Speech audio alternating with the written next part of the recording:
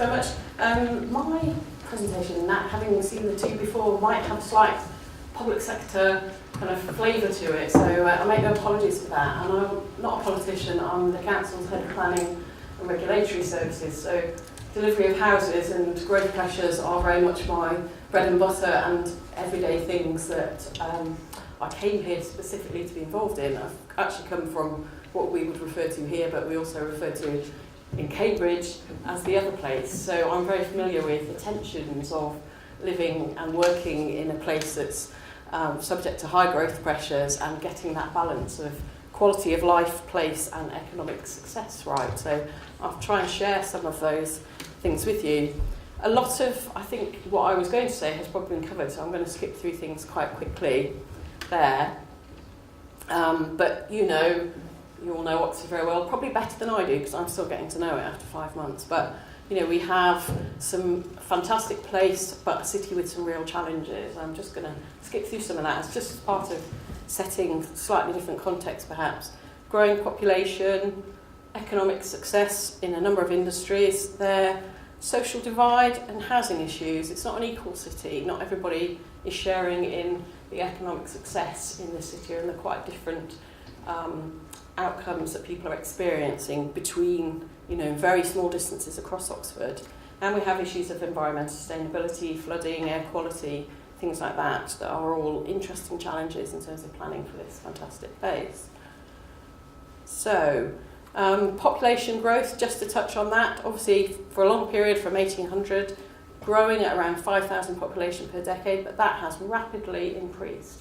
And we have a young population as well as an ageing population. So we're seeing pressures on schools and all kind of facilities like that coming from the population that are here now, and the pressures from people who like the quality of life that's here, want to come and live in Oxford. So it's a complex picture. It's not just a simple set of interrelated issues that we're trying to deal with. So fast-growing population locally, and in terms of the Oxfordshire economy and jobs. Obviously we're a high-performing economy. We have low unemployment. You've heard all of this probably in the other pods as well. Highly educated population, highly innovative economy. Probably would say slightly fewer patents per 1,000 population than Cambridge, but absolutely up there in the top 10. A really innovative place and a net contributor to the economy of this country. So really, really important. And a lot of the employment, if it didn't come here, it wouldn't go to elsewhere in the UK. We're a net grower of new employment sources. It would go outside the UK. So really, really important that those thinking about how we tackle those issues recognise the relationship between economic success, quality of life and place here. I think that there's more things on there, but I've probably picked out some of the key ones. So relationship between jobs and housing. We've talked about the importance of Oxford and Oxfordshire and its innovation. Just think about Oxford. There are more jobs than there are employed population here, so all those people are commuting in.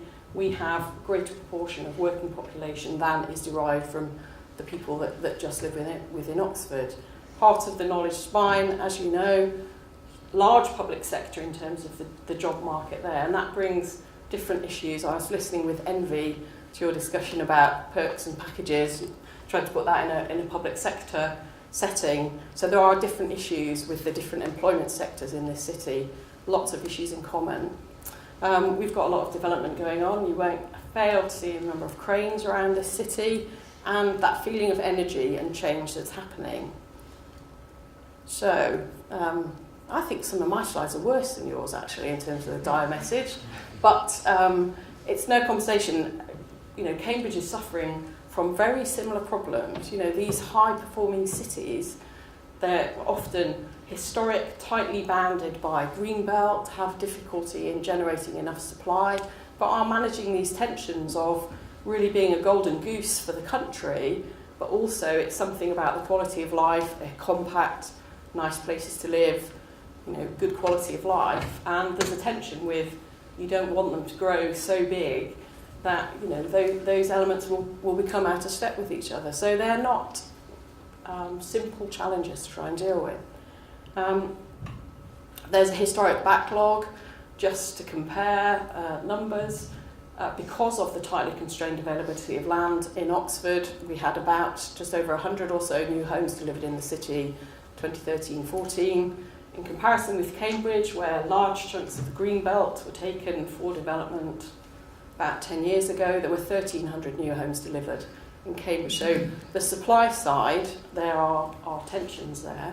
But I would say of those 1,300 new homes that were delivered in Cambridge, a significant number were bought off plan by overseas investors and not even brought back to the rental market. So sit there, not even lit up at night, actually contributing to the city's housing stock, or were bought for the buy-to-let market. So, the actual increase in supply brings some of its own problems.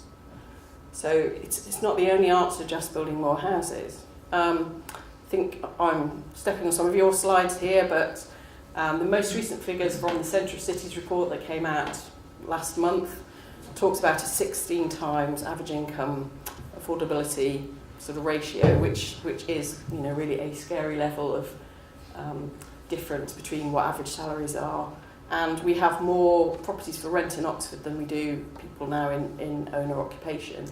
Big issues with houses in multiple occupation and the quality of housing that's available for people in those situations, which we're trying to address and manage.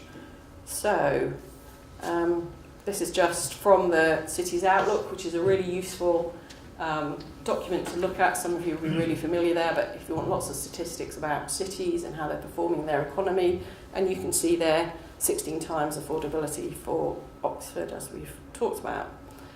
Right, this is, I think, the same survey you referred to, but what employees have told their employers are problems with affordability and in commuting and these barriers to being able to recruit and retain people.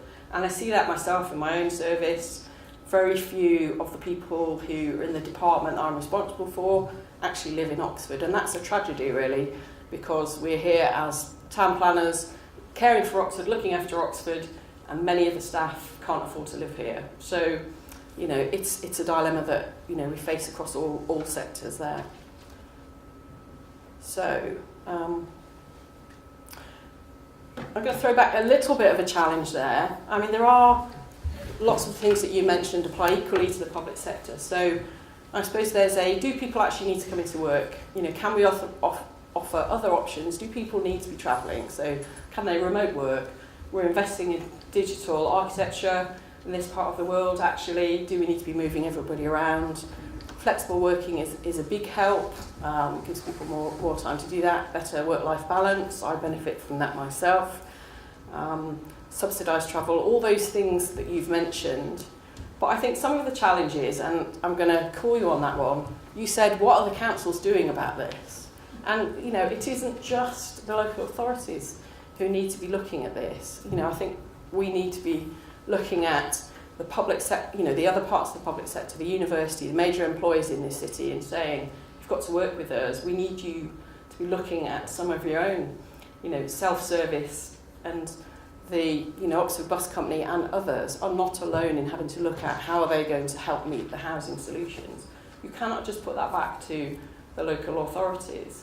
Yes, it's our role to identify through planning process land for development, work with developers, encourage and ensure that the supply is coming through as fast as possible. But actually everybody's got a part to play in this. It is such a significant problem. We do need to work together.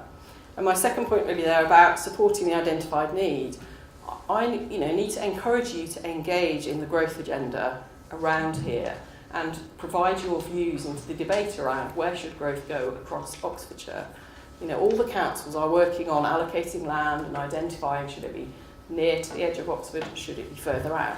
And those processes, they probably might appear quite dull and dry, planning things that planners get on with, and colleagues at Carter-Jonas and Savills and the other firms in the city we spend a lot of time on, but actually your views about the impact on business and the need to meet and provide extra homes closer to Oxford to give people the opportunity to live and work nearer to those two things. Actually, we need to hear from business generally, and that's one of my observations coming here from Cambridgeshire, that the kind of the lobby, the alliance of the public sector and the private sector institutions working together on those things where interests overlap needs to be as strong as it possibly can be. So I'd encourage you to work with us and to have the strongest voice on we need to tackle this growth agenda together and in the right way around here. So I think I've probably covered everything I was going to say from a local authority perspective and generally about planning there. So that's everything. I'll take questions in a minute. Thank you.